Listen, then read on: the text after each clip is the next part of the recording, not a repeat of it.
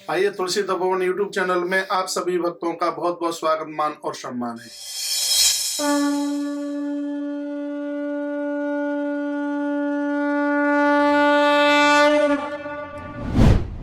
और जिस धरती में आप बैठे हैं, यहाँ रहने वाला तो कभी मुक्ति मांग ही नहीं सकता। यहाँ तो लोग राधा रानी के चरणों की सेवा मांगते हैं, ठाकुर के चरणों की सेवा मांगते हैं।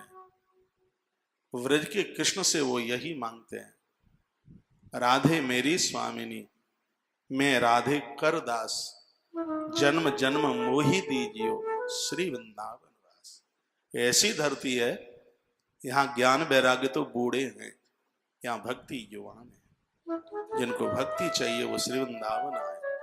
यहाँ भक्ति माता नृत्य कर रही है, नृत्य है, यहाँ सेवा है। संत महापुरुषों की आप सेवा देखिए, यहाँ मर्यादा है बहुत है, लेकिन फिर भी यहाँ का व्यक्ति किशोरी जी से, ठाकुर जी से बहुत स्नेह करता है, बहुत प्रेम करता है।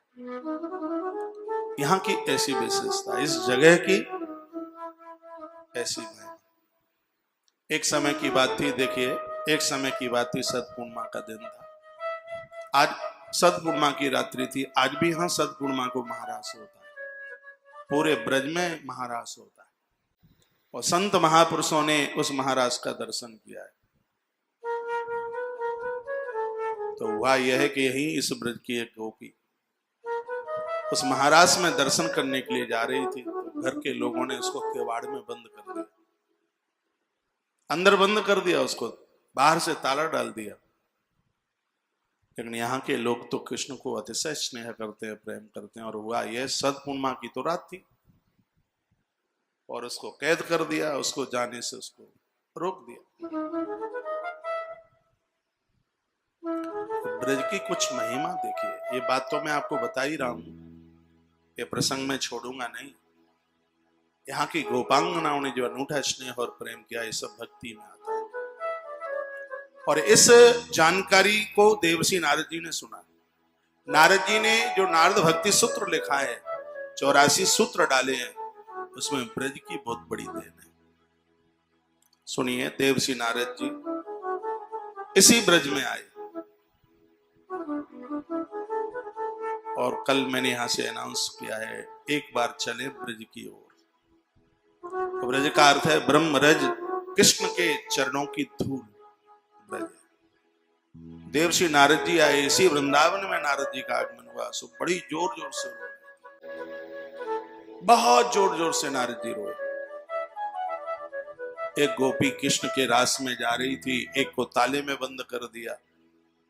उस गोपी ने रोते हुए नारद को देख लिया और वे विचार में पड़ गई कि नारद तो ब्रह्म ऋषि है, भक्ति के आचार्य हैं, ब्रह्मा जी के मानस पुत्र हैं, तो बाबा रोता क्यों, इतनी जोर से क्यों, संसारियों की तरह ये क्यों रो रहा है। और उस गोपी से नहीं रहा गया और वह गोपी नारद के पास आई। सुनिए, एक ग्रंथ है हंस दूत, आप लिख लें, कागज हो आपके पास तो।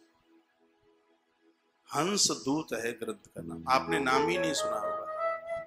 और मैं तो ऐसी किताबें, लिख ले भाई, ऐसी किताबें आपको बताऊंगा जो आपने नाम ही ना सुना हो।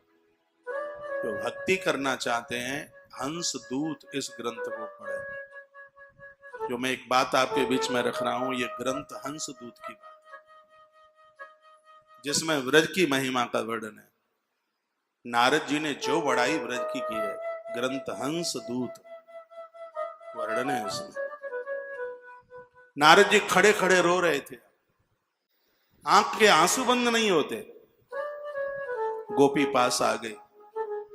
गोपी ने कहा, बाबा इतने जोत जोतते तुम काय को रो। अपनी भाषा में गोपी बोली, काय को इतनी जोत जोतते रो। बाबा बड़ी जोतते रो, जनी मानसून की तरह रो, यानी स्त्रियों की तरह, काय को तुम रो रहे हो।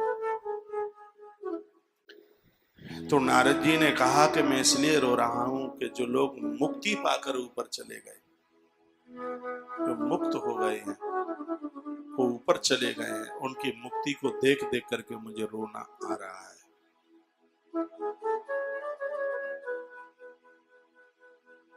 सुनिए, गोपी ने कहा जो मुक्त हो गए वो तो मुक्त हो गए, अब इसमें रोने की बात क्या है।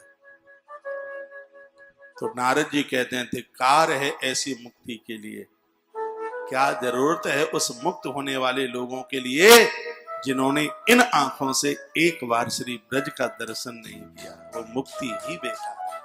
ये नारद बोले हंस दूत नाम के ग्रंथ, क्या जरूरत थी ऐसी मुक्ति की।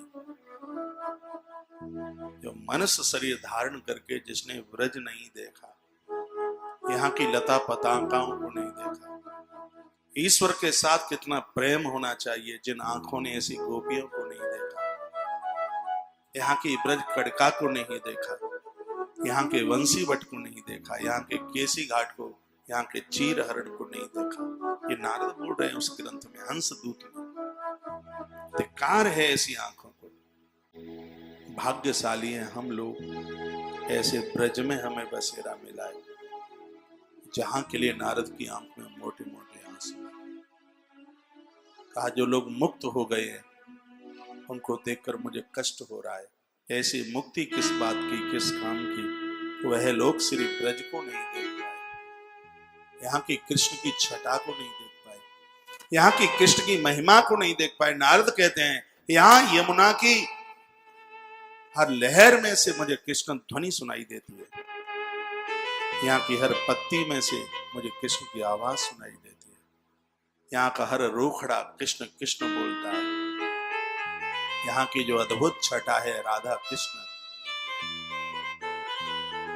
अतिशय वंदनीय है। नारद कहते गोपी गीत में भी तो गोपियां इस ब्रज की ही तो महिमा का वर्णन करती हैं। श्रुति इंदिरा जयति दिकम जन्मना ब्रजः, धन्य है वो ब्रज जिसका जन्म इस धरती पर हुआ है। और ये तो उस वैकुंठ से भी बढ़ के है।